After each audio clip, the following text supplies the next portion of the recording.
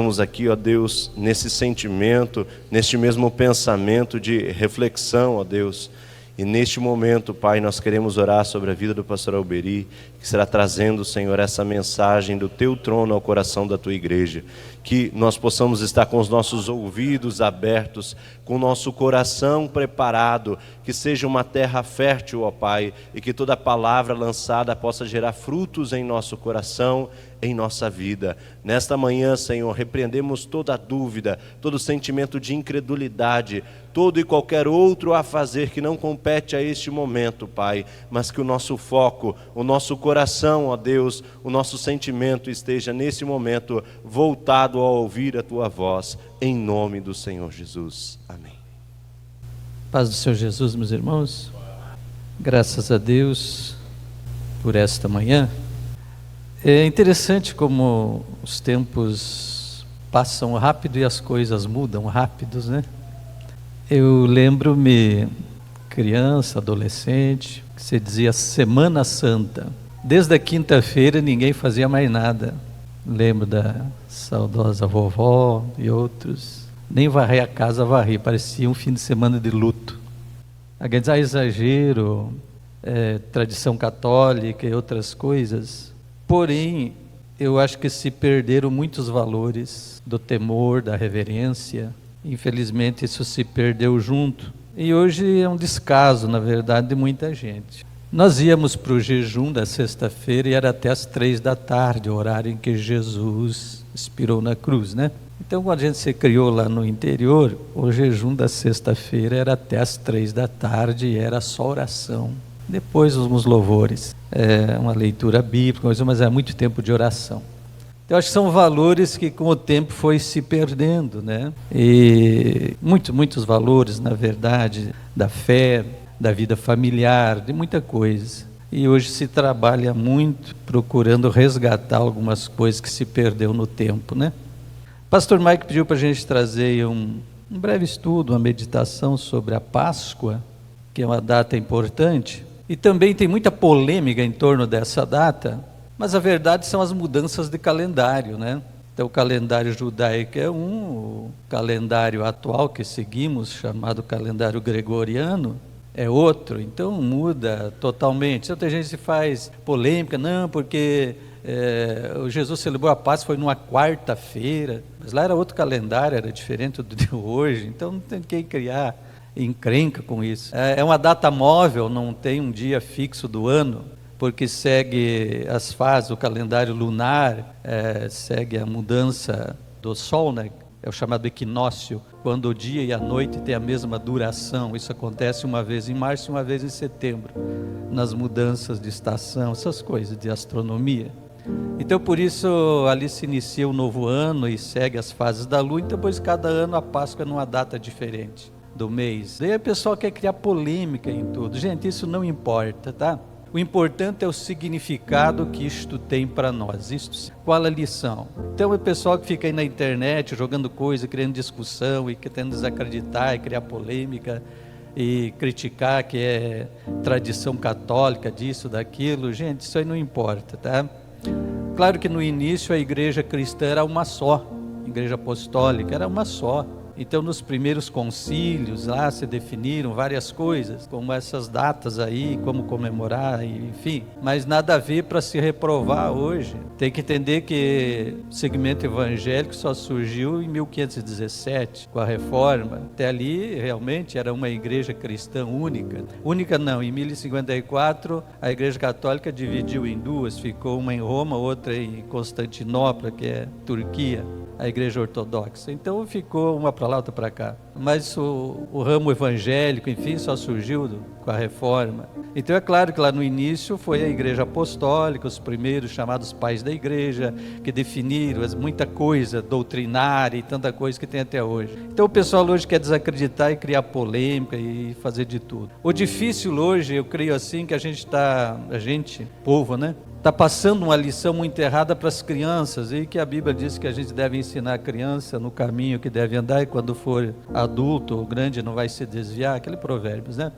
Então hoje essa lição que está se passando para a criançada, que é um absurdo, que é muito errado, que Páscoa é presente, é docinho, é chocolate, é coelhinho, é ovinho, uma coisa totalmente absurda e totalmente fora de contexto, mas é a ideia que a criançada está crescendo e se criando com esse ensinamento que Páscoa é isso, quando não tem nada, absolutamente nada a ver. Então acho que isso é uma coisa que pais e mães crentes de verdade devem instruir seus filhos, que isso aí não é a Páscoa bíblica, não é a Páscoa verdadeira, e até a igreja não tem muito a ver com isso. Vamos ver algumas coisas.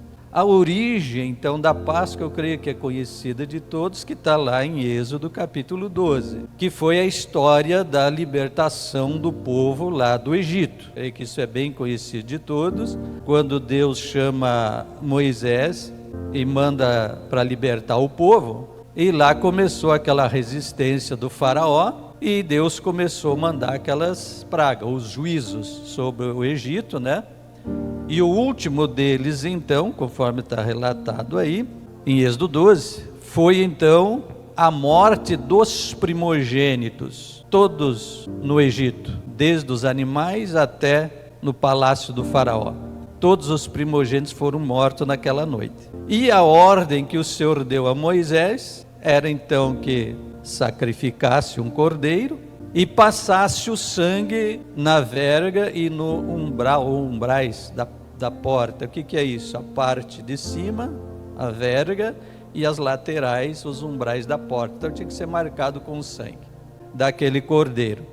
Aí a ordem que o Senhor deu a Moisés é que um anjo ia passar e ferir de morte todo o primogênito. E daí diz assim: na casa em que houvesse a marca do sangue, o anjo ia passar. Por isso, Páscoa, a palavra significa passagem, passar além da marca. Então, onde tinha o sinal, ou a marca do sangue, o anjo ia passar adiante, sem ferir de morte ali.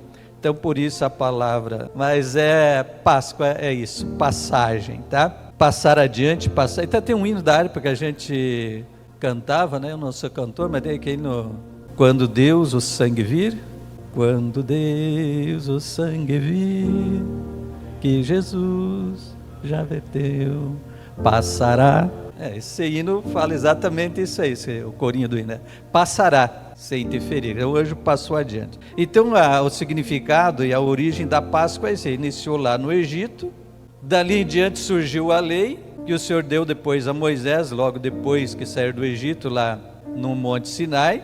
E o Senhor disse: agora todo primogênito é meu, porque o Senhor feriu de morte os do Egito, mas o do seu povo, Senhor, agora todo primogênito é meu. Então o que acontece? Tem que sacrificar o primogênito. Para não sacrificar, você tem que resgatar. Dava uma oferta em resgate ao primogênito. Então foi aí instituída essa Páscoa, e a ordem era então que sacrificasse o animal, cordeiro, e na Bíblia nós encontramos cordeiro e carneiro. Vocês sabem a diferença? Não? Todos são filhos de ovelha, tá? Ou são ovelha. Mas o cordeiro é até 1 ano de idade, que ainda não tem idade de procriar. E o carneiro é acima de 1 ano, que já está em idade de procriar. Então era cordeiro e carneiro. Por isso você vai encontrar essas diferenças, é curioso. Então aí, conforme também em Levíticos, ou 23, os judeus comemoravam 7 festas durante o ano. E as 3 principais, então, era a Páscoa, o Pentecostes e os tabernáculos, ou tendas. E as outras se aglomeravam junto com essas. Então eram 3 períodos durante o ano das grandes festas, e a Páscoa era a principal. Israel sempre comemorou a Páscoa, ela sempre fez parte do culto judaico, certo? Jesus celebrava a Páscoa, porque Jesus era um judeu e ele foi fiel, né? E os primeiros discípulos, ao início da igreja, tudo era judeu. Então, no início, eles seguiam todo esse ritual, e Jesus precisava cumprir, porque a lei precisava cumprir em Cristo, então ele tinha que seguir todos os rituais da lei. Então, algumas polêmicas tem hoje de dizerem assim: não, mas se Jesus cumpriu a lei, por que nós não cumprimos a lei? Caso do sábado e outras coisas, né? Exatamente essa questão do entendimento, ela se cumpriu em Cristo. Então Jesus costumava celebrar, isso está registrado, por exemplo, em João capítulo 2, que ele foi à festa da Páscoa. Então Jesus nasceu, viveu e morreu segundo a lei, concluindo a lei em si. A simbologia que aí traz, e aí que vem o assunto para nós, por que a igreja cristã não tem nada a ver com a Páscoa judaica, ou não seguimos, enfim. Porque nós entendemos, e há essa realidade, que são as simbologias proféticas. O que isso acontece? Então essa é a riqueza do Antigo Testamento, porque usa as coisas naturais para ilustrar o espiritual. Tendo em vista que as coisas espirituais é de um nível bastante elevado para a nossa mente limitada, e que a gente não vê com os olhos naturais, então para entender as coisas espirituais, elas são ilustradas com coisas naturais, para a gente conseguir entender melhor. Então essa é a riqueza do Antigo Testamento, que ela é cheia de ilustrações e tipos proféticos, simbologias proféticas para ilustrar o espiritual. Então aí é que a gente tem algumas broncas, porque que nós vamos voltar à antiga aliança, viver simbologias, quando nós estamos vivendo a realidade dos símbolos já cumpridos em Cristo. Então, um pouco da simbologia da Páscoa, porque, veja bem, eu disse, não tem nada a ver com docinho, com chocolate, com essas coisas de hoje. A ordem era matar o cordeiro, era usar ervas amargas, né? Que fazia parte daquela refeição. Era o pão sem fermento, por causa da pressa dele sair, que o Senhor disse, então se apressa, então não tinha o fermento químico rápido de hoje, eles tinham que deixar a massa fermentando 2, 3, 4 dias, então não tinha tempo de fazer isso, mas tudo tem uma simbologia. Precisava que eles fizessem o pão sem fermento, preparassem aquela refeição rápida, com o cordeiro, com as ervas, enfim, e passasse o sangue e comessem toda a carne daquele cordeiro à noite. Então o fermento simboliza maldade, malícia, a corrupção trazida pelo pecado, então você tira fora o fermento, entendendo o espiritual hoje, né? Porque na época tinha essa finalidade. O cordeiro assado é o substituto, e aí tu vai encontrar vários episódios. Se nós olhar desde o jardim, quando Adão e Eva pecaram e que Deus veio tratar com eles, teve que sacrificar um animal para tirar a pele e fazer veste para o casal. Então lá já morreu alguém no lugar do pecador. Conhecida a história de Abraão, quando Abraão leva Isaac ao monte Moriá para sacrificar, e naquele momento em que Abraão vai fazer o ato e o anjo impede, o que aconteceu? Que Abraão olha para trás e vê um cordeiro que estava ali preso e que então foi sacrificado no altar em lugar do Isaac. Então vê que todos esses episódios vai mostrando sempre o substituto. De quem? Da raça humana, todos nós pecadores, condenados à morte por causa da natureza pecadora herdada. Então alguém morreu em lugar do pecador. Então esta é, eu diria assim, a maior simbologia da Páscoa é mostrar o cordeiro substituto, aquele que morreu em lugar dos pecadores. Aí tem também os pães asas, o pão sem fermento, que fala da sinceridade e verdade, conforme o próprio Paulo fala mais adiante. E aí tem muita na Bíblia, muitos lugares, essa expressão, o Cordeiro de Deus, o Cordeiro Pascual, o Cordeiro sacrificado, o Cordeiro que foi morto, e vai encontrar muito isso. Paulo em 1 Timóteo 3,15 diz, mas se tardar para que saibais como convém, dizer, se ele tardar e ter com Timóteo, né? Para que saibais como convém andar na casa de Deus, que é a igreja do Deus vivo, coluna e firmeza da verdade. Igreja do Deus vivo, coluna e firmeza da verdade. Então essa simbologia lá aponta para estas coisas. Então a igreja não tem obrigação de comemorar a Páscoa no sentido judaico. Na verdade isso não tem nada a ver mais com a igreja cristã. Aliás, muito dos rituais, é uma polêmica hoje com muitos segmentos religiosos que trazem judaísmo e simbologias e rituais e comemorações judaicas para dentro da igreja cristã. Igreja cristã não tem nada a ver com o judaísmo, saiu de lá. A origem foi lá, Jesus nasceu lá, começou lá, mas trouxe uma nova aliança. Então nós não comemoramos no estilo judaico e muito menos essa história de chocolate aí, de docinho. Instrui, porém, a criança devidamente.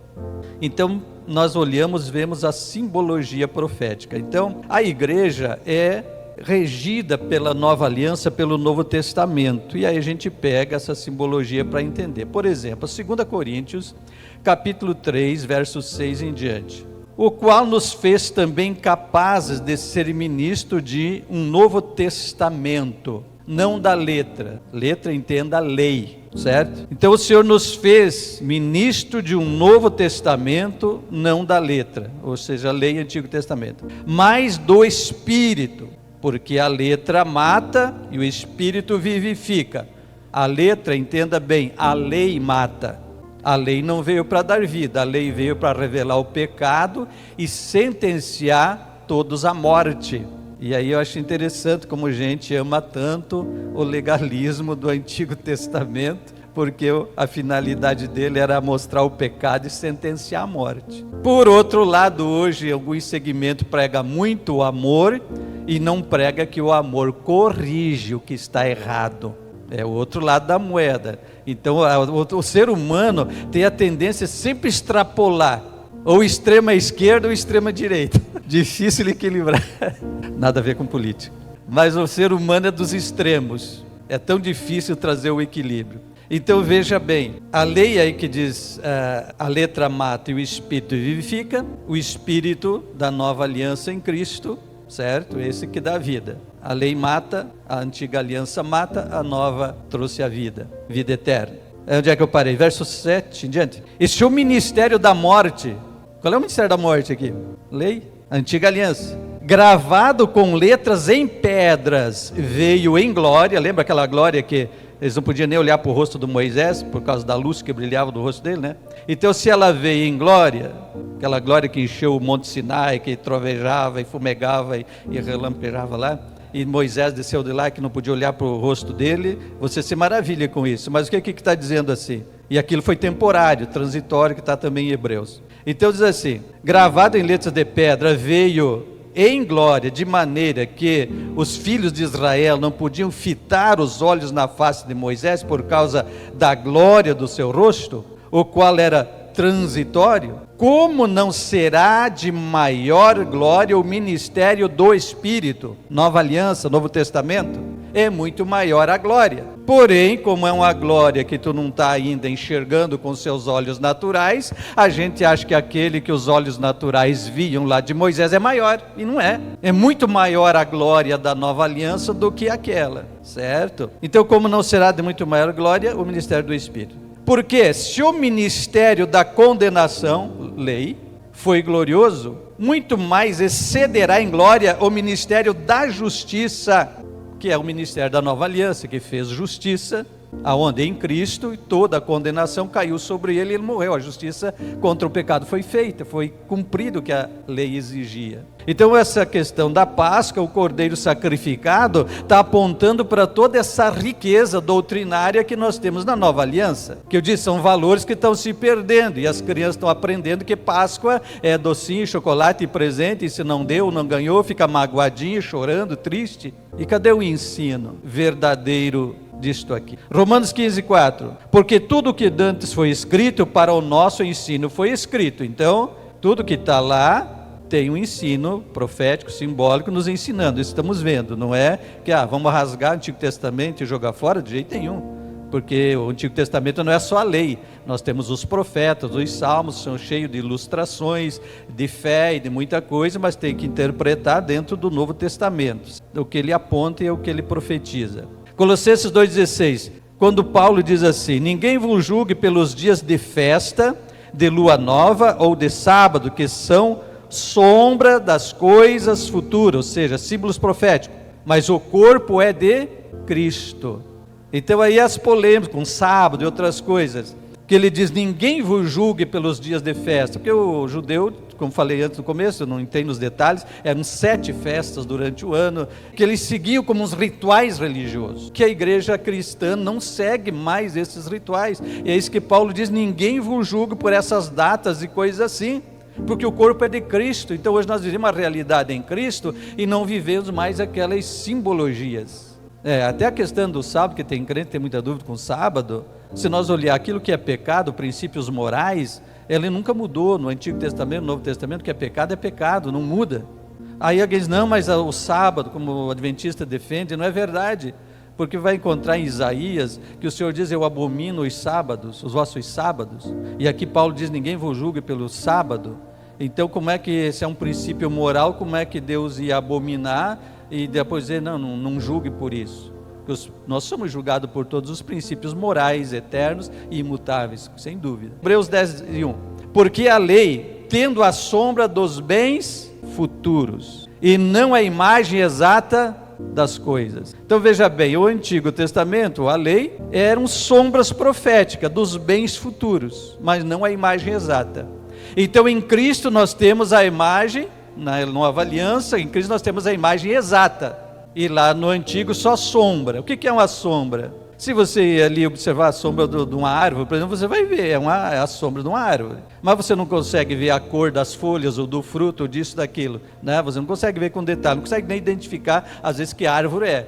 Só quando você vê a árvore mesmo, você vai identificar que tipo é, se é frutífero, se não é, que cor, como é que está, enfim. Entendeu? Então diz assim, o Antigo Testamento, então era só sombras. Mas a realidade está em Cristo, amém? E aí vai indo, várias passagens. Então o fim dos símbolos do Antigo Testamento e o seu cumprimento no Novo Testamento. Por exemplo, Lucas 16:16 diz, a lei e os profetas duraram até João. Desde então é anunciado o reino de Deus. Os outros lá reinterpretam de outra maneira. Hebreus 8:13, dizendo, a nova aliança envelheceu a primeira. Ora, o que foi tornado velho envelhece, perto está de acabar. É uma coisa natural, né?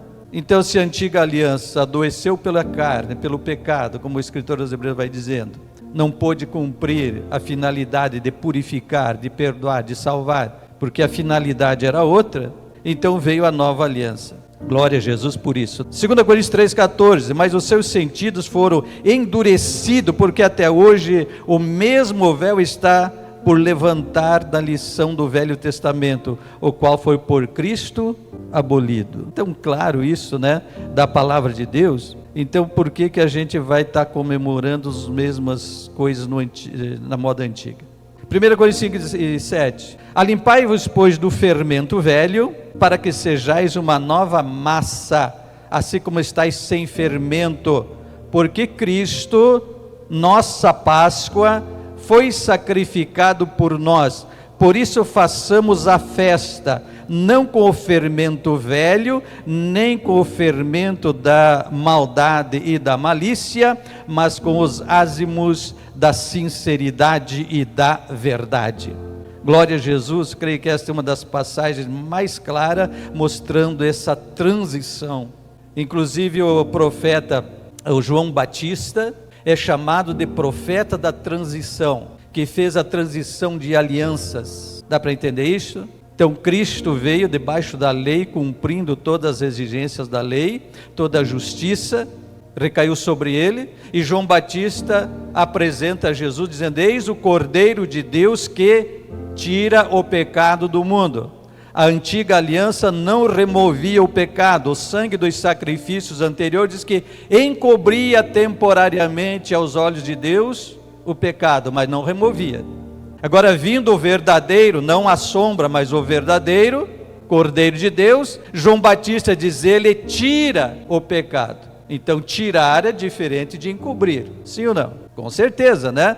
Então a antiga aliança foi um processo, como diz, simbólico, profético, didático, que foi preparando o momento até vir o verdadeiro.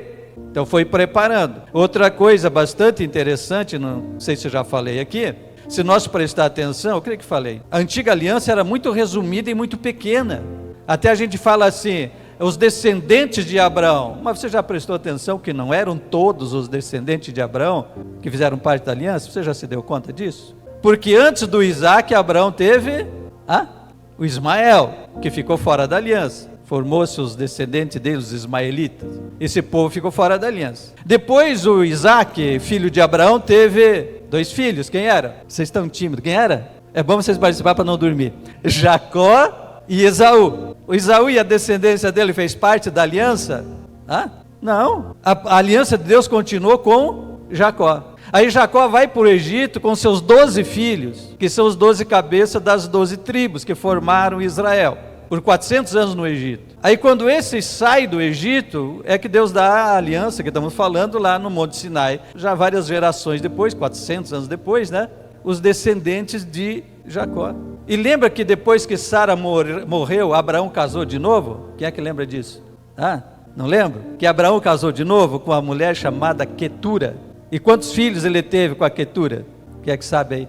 6 filhos. O Abraão não era fácil. Teve 6 filhos. Fizeram parte da aliança? Não. As outras nações pagãs, descendentes de todas essas outras gerações todas aí, fizeram parte da aliança? Não. Então a aliança era bem pequena, com um grupo escolhido para trazer toda essa simbologia profética e preparar o nascimento do Messias.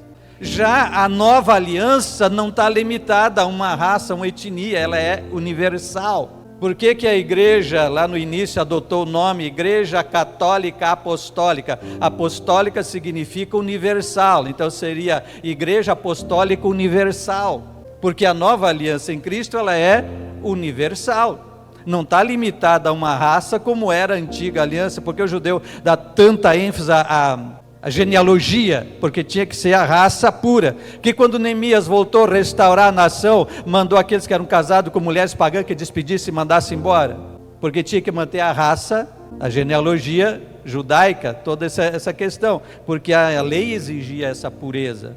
Isso também aponta para a igreja, de que maneira? Não com raça, mas é um povo separado para Deus, nada a ver com raça, mas com fé e espiritualidade, um povo que nasceu de novo, que tem uma nova vida separada para Deus, como o judeu não podia se misturar com outras raças, tinha que manter aquilo ali. Então tudo tem uma simbologia, estão me entendendo? Que às vezes a gente está com uma coisa na cabeça e não consegue explicar direito, tá bom, gente? Hebreus capítulo 9, seria bom que em casa você lesse assim todo esse capítulo, mas vamos ler ali, iniciando no verso 8, Hebreus 9, 8. Dando nisto a entender o Espírito Santo que ainda o caminho do santuário não estava descoberto enquanto se conservava em pé o primeiro tabernáculo, que é uma alegoria para o tempo presente, em que se oferecem dons e sacrifícios que, quanto à consciência, não se podem aperfeiçoar aquele que faz o serviço, o sacerdócio antigo, né? Consistindo somente em comidas, bebidas e várias abluções. É aquele ritual de lavagem, lavar as mãos ou banhar-se, isso é que essa palavra abluções significa, tá? Justificações na carne, impostas até o tempo da correção. Mas vindo Cristo, o sumo sacerdote dos bens futuros, por uma maior e mais perfeito tabernáculo, não feito por mãos, isto é, não desta criação, nem por sangue de bodes e bezerros, mas por seu próprio sangue, entrou uma vez no santuário, havendo efetuado uma eterna redenção, porque se o sangue dos touros e bodes e a cinza de um novilho esparzido sobre os imundos os santifica, quanto à purificação da carne, presta bem atenção nisso, quanto mais o sangue de Cristo, que é pelo Espírito eterno, se ofereceu a si mesmo, imaculado a Deus, purificará as vossas consciências das obras mortas, para servirdes ao Deus vivo, e por isso é mediador de um novo testamento. Sei se todos conseguindo assim entender esta diferença. Eu estou falando simbologias do Antigo Testamento que apontam para as verdades eternas do Novo Testamento. Então a Páscoa nós temos que olhar e ver esta lição eterna em Cristo. Mas veja bem, ele faz esse paralelo dizendo que o sacerdócio do Antigo Testamento tomava o sangue de animais e asparzia ou as cinzas sobre a pessoa, purificava quanto à carne exterior.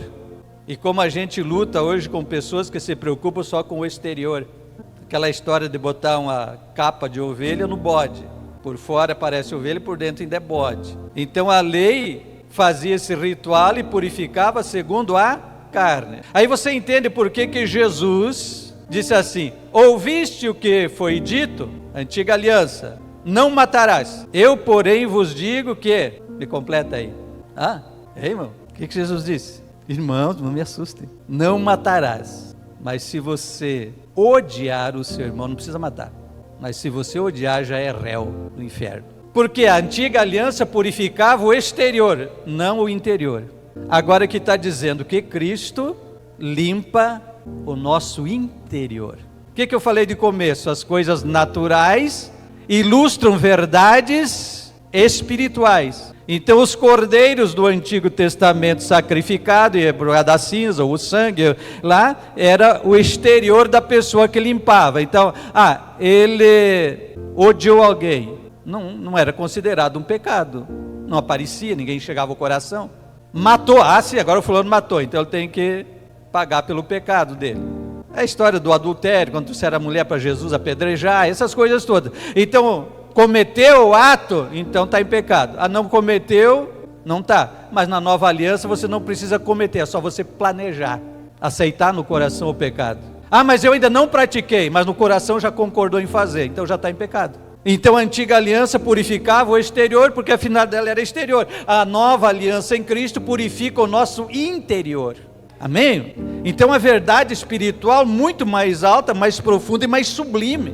Então quando nós falamos de Páscoa, nós estamos falando disso. Hebreus 9:22, quase todas as coisas, segundo a lei, se purifica com sangue. Sem derramamento de sangue não há remissão. Então por isso foi necessário que Cristo morresse na cruz por nós. Então aí temos muitas bênçãos reveladas na Páscoa. A graça salvadora de Deus. Então o Senhor tirou-os do Egito, fez todo aquele ritual. Isso aponta também para a nossa redenção, quando somos libertos do jugo do pecado. Então Israel foi libertado do jugo de Faraó no Egito. A igreja é libertada do jugo do pecado, imposto pelo inimigo desde a queda lá no jardim. Então o propósito do sangue é isso: salvar, limpar, purificar. Aí quando Jesus toma os seus discípulos, então independente dessas polêmicas hoje, foi na sexta, foi na quinta, foi na quarta, como eu disse, falei, essa questão de diferenças de calendário, então dá essas diferenças. Não importa, o importante é o ato. Então Jesus, como bom judeu, ele sempre comemorou a Páscoa também, foi fiel nesses rituais todos. Aí quando ele, nas vésperas de ser preso e crucificado,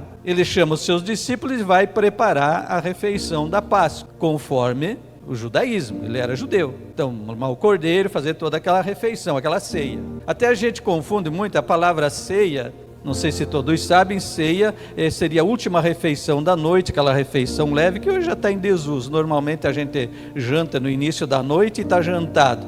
Mas antigamente, assim, um pouco mais tarde, eles tinham a ceia, que era uma refeiçãozinha leve antes de dormir. Então veio essa ceia. Hoje nós falamos em ceia, pensamos no pedacinho de pão, no cálicezinho de vinho, e é isso. Mas na verdade era uma refeição. Então Jesus prepara, manda os seus discípulos, é aquela história que vocês conhecem, manda lá preparar a refeição da Páscoa. Preparar a Páscoa.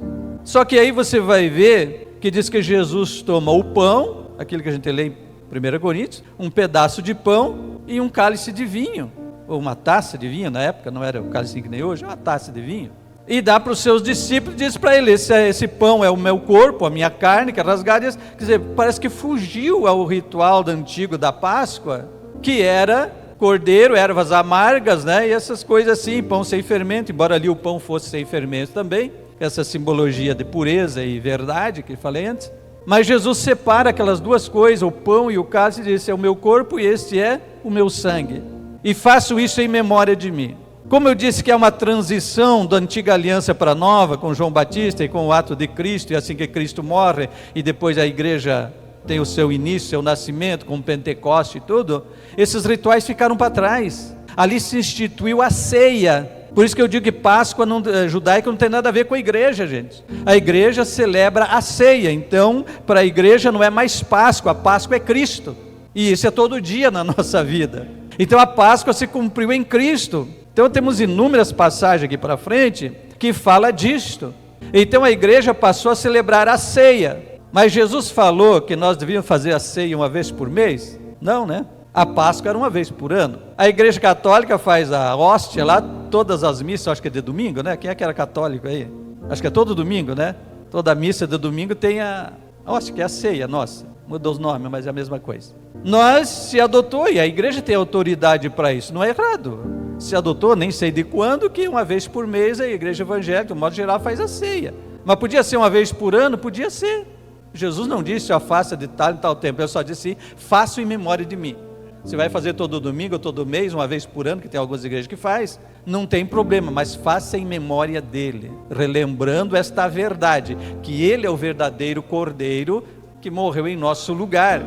Não é mais a simbologia, embora como Hebreus e Paulo aqui em Coríntios que lemos, e o escritor aos Hebreus, que não sabe com certeza quem é, fala disso, que eram apenas simbologia e sombras, enfim, coisas que antigas escritas para nosso ensino, enfim, mas que eram sombras proféticas, símbolos proféticos. Agora nós temos a realidade cumprida em Cristo. Por que eu vou voltar aos rituais antigos que já cumpriram a sua finalidade? Vamos viver a realidade que está para nós revelada em Cristo.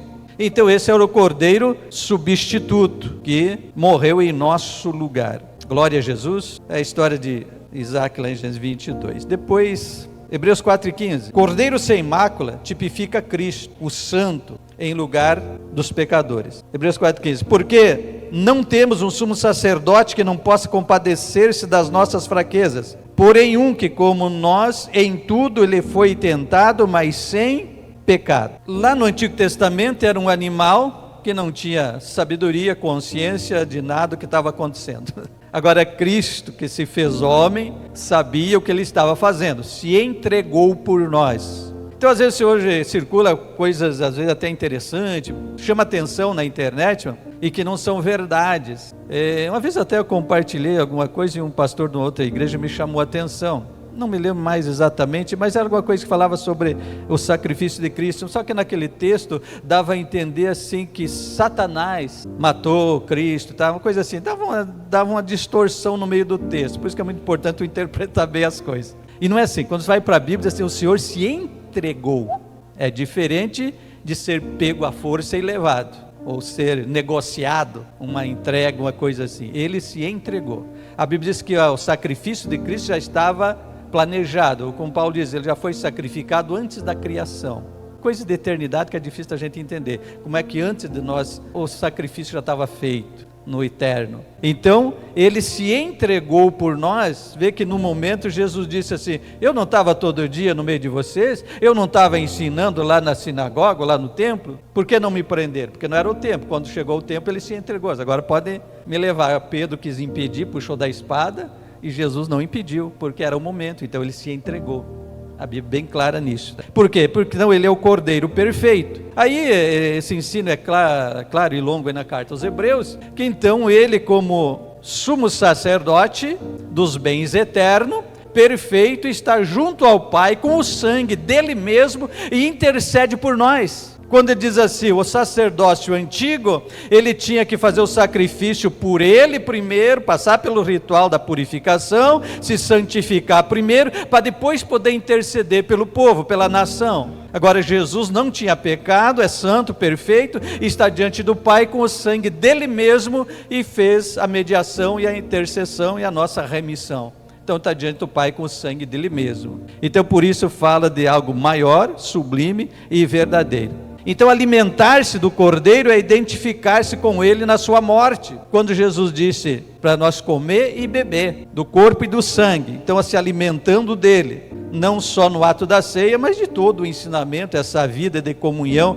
com ele é alimentar-se de Cristo, do Cordeiro. Lê que na antiga aliança eles tinham que matar o Cordeiro e tinham que comer toda a carne do Cordeiro. Até dizer, se a família for pequena, você chama teu vizinho, porque não pode sobrar nada, você tem que comer toda a carne. Então isso nos mostra também essa nossa vida com Cristo. Nós temos que se alimentar de um todo de Cristo, e não de um pouco, de uma parte, ou coisas assim, mas alimentar-se dele. Então não é só o ato da ceia, a ceia ainda continua sendo um ato simbólico daquilo que é a nossa realidade diária. Outro engano, as pessoas às vezes levam a vida torta o mês inteiro, mas no dia da ceia aí tem que se arrepender, tem que se consertar, né? E eu sou do tempo que os pastores mandavam a pessoa levantar ali no meio e pedir perdão. Pastor Guinter, era dessa época, né, Pastor Guinter? A pessoa tinha que levantar no meio da igreja e confessar, quero pedir perdão porque briguei com a minha vizinha lá, com o meu vizinho, seu vizinho está ali, tinha que se perdoar. Era o público assim, né? Então o arrependimento tem que haver, e é esta verdade, que alguns valores se perderam, algumas coisas estão exageradas, vamos dizer assim, mas a verdade é que nós temos que ter a consciência que Cristo é o sacrifício perfeito, está diante do Pai, intercede por nós, e se nós crermos nisso, estamos perdoados, limpo no interior. E aí o que eu digo? O exterior é só um reflexo do interior. Foi o que Jesus disse: aquilo que você exterioriza, você fala, que você vive, é aquilo que está dentro de você. Uma hora, ainda que a pessoa camufle, esconda, uma hora vai aparecer. Então, é necessária essa mudança interior. Então, o propósito do sangue, como já lemos antes, sem derramamento de sangue não há remissão de pecado, porque a antiga lei sentenciou a morte. Por que é que o nosso corpo ainda morre? Exatamente por isso. Recebeu lá no jardim a sentença do pecado. E para ele, só o novo corpo que Jesus ainda vai trazer, o último inimigo a ser vencido, diz a palavra. Então a igreja salva terá um novo corpo no Senhor, dado pelo Senhor. Então tudo isso é simbologia. Então quando o Senhor disse para Moisés também, para construir o tabernáculo, e depois veio a seu tempo, o Senhor disse para Moisés, segundo o modelo que te mostrou no céu, que ele viu lá no céu. Então Cristo é o nosso tabernáculo eterno. Tudo uma coisa ligada com a outra. Tu vai sempre olhar o natural que aponta para o espiritual, tá certo? Que aponta para lá. Então esse cordeiro foi substituto, é também o nosso refúgio eterno, tabernáculo eterno, e assim vai indo. Então é necessário essas verdades. Então a Páscoa nos ensina sobre amor. 1 Coríntios 13, o amor é sofredor, é benigno, o amor não é invejoso, e aí vai indo. Toda a obra do Senhor foi baseada em amor, por isso é algo que tem que ser revigorado, restaurado na igreja, o verdadeiro amor. Estudamos há pouco aqui as cartas, ainda está, eu já concluí as cartas, ontem finalizou, mas nós falamos aquele dia da carta de Éfeso, né, que tinha perdido o amor. Então toda a obra do Evangelho, ela é baseada em amor. Então o crente que diz que é crente e até participa da ceia, mas não tem amor por Cristo, pela igreja, pelo próximo, pela alma, pelo irmão, pelo vizinho, pelas pessoas, não tem amor, não vive esse amor, é falso. Porque o que nós estamos falando aqui é a maior obra de amor. Por amor ele deixou a glória dele no céu, se fez homem, isso é uma humilhação sem tamanho, alguém deixar toda a sua de Deus e vir num corpo humano de carne e osso, pecador na terra. Mas não para aí, Paulo diz que além disso, ele se humilhou até o ponto de se entregar para morrer na cruz, se entregar como um malfeitor, como um bandido. Foi a cruz levando as nossas culpas. Então toda essa humilhação que Jesus se submeteu, foi por amor às nossas vidas. Aí quando Jesus vem e diz que a lei se resume nesses dois mandamentos, ame a Deus de toda a tua força, teu entendimento, e ame o teu próximo como a ti mesmo. Nisso você resume a lei. E aí nós ignoramos essas verdades e ficamos de picuinha na igreja, nariz torcido com um, briga com outro, não sei o quê. O que a Bíblia diz? Você está profanando o sangue da aliança. Por que tem tanto crente vivendo maldição, vivendo mal, vivendo péssimo? E aí reclama, mas eu estou na igreja, mas eu participo da ceia, mas eu dou meu dízimo, mas eu dou minha oferta, eu não sei o quê. Está com o coração amargurado, não perdoa, está cheio de ódio, não deixou o sangue do Cordeiro limpar, não está vivendo a verdadeira Páscoa, Cristo, Cordeiro de Deus na vida.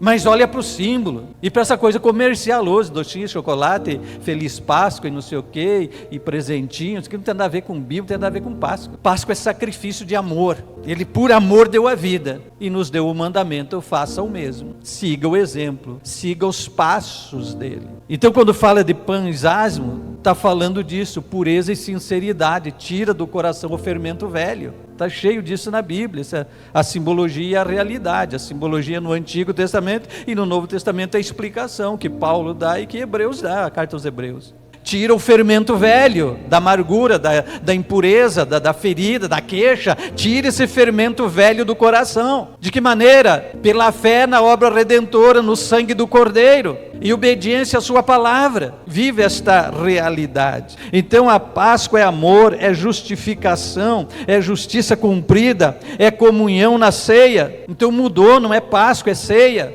é Cordeiro, é Cristo. Então é nossa comunhão com Ele, nosso alimentar-se com Ele, nosso viver com Ele, ao ensino dEle aplicado em nossa vida, essa realidade eterna e não mais o temporário, o transitório da antiga aliança. Então nós estamos num outro nível elevado hoje, acima dos rituais, meramente rituais religiosos. Mas muitos hoje das nossos que eu digo, até eu tenho que me explicar, que às vezes eu estou aqui pregando, já outras vezes falando nós e nossa, alguém pensa que eu estou falando aqui, a nossa igreja Paroubel, estou falando nós, povo evangélico, povo crente, igreja no Brasil, nesses nós, povo assim. Temos muitas coisas, e no nosso meio tem muitos segmentos que prezam muito por rituais ainda, e em Cristo não é mais isso. Eu digo assim, de certa forma, a igreja cristã tem apenas 2 rituais, que é o batismo e a ceia. Você já prestou atenção? Porque o batismo é aquele testemunho público da pessoa, eu me converti,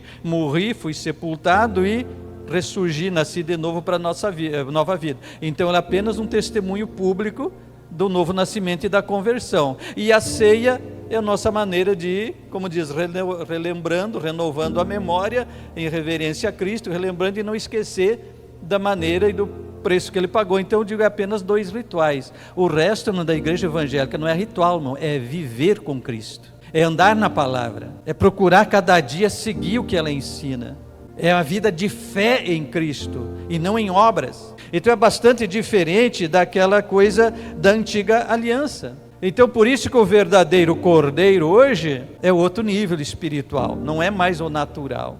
Então você vai comparando as 2 alianças, você vai ver todos os rituais naturais, mas tudo com a simbologia apontando para o espiritual, para um nível muito mais elevado. Então precisamos estudar simbologia, para entender um pouquinho melhor o espiritual. Então quando tu vai e sai simplesmente daquele ato de matar um cordeiro, assar e comer e botar um sangue na beirada da porta ali, e aí você vai para o Novo Testamento, o verdadeiro cordeiro pascual, Jesus Cristo, que foi morto em nosso lugar, o seu sangue marca a nossa alma, o nosso viver, o nosso proceder, o nosso andar, o nosso tratar. Essa é a marca do sangue, é o viver diário do crente. Estão me entendendo? Então quando vem a palavra, limpai-vos do fermento velho, da malícia, da maldade. O que Paulo está falando disso? Qual era o fermento velho? As coisas antigas, passadas, da vida velha. Limpa o seu coração. Então não adianta feliz paz, feliz aquilo, mano. Se o coração está magoado, triste, mantendo contenda, fofoca, queixa de um, mágoa do outro, não perdoa, então você ainda está lá nos velhos rituais, ainda está debaixo da condenação que a antiga aliança determinou. E ela não encerrou pelo seguinte, para nós igreja estamos livres da condenação da lei, a Bíblia diz bem claro, você que está crente, salvo em Cristo, está livre da condenação da lei, a lei já passou para você, mas para o não convertido e não arrependido, toda a condenação que a lei mostrou lá, vai vir em juízo depois do encerramento, fim dos tempos. Outro dia eu estava dando estudo lá em Taquara e citei aquele caso lá da lei, fala do filho, que diz: se um pai tiver um filho contumaz, quer dizer aquele sujeito imprestável, ele vagabundo que não quer trabalhar, fala o português, o pai podia pegar, o pai e a mãe podiam levar o filho perante o sacerdote e dizer: nós temos esse filho inútil, apedreja ele, apedreja e matava. Não sei se alguém fez, nós temos, mas a lei dizia: se o filho é dessa espécie inútil, pode levar perante o sacerdote, ser julgado e apedrejado e morto. Aí uma irmã se apurrou na igreja: credo, pastor, mas que absurdo uma coisa dessa. Aí eu falei: para você ver a severidade da lei, o Senhor não negocia e não tolera o pecado. Então a lei, Antigo Testamento era isso, por isso o cordeiro era morto, tinha que morrer, sem derramamento de sangue não há remissão, a severidade de Deus contra o pecado. Por isso que Paulo exclamou: quem me livrará? Daí ele mesmo responde: graças a Deus que nos dá vitória pelo Senhor Jesus Cristo.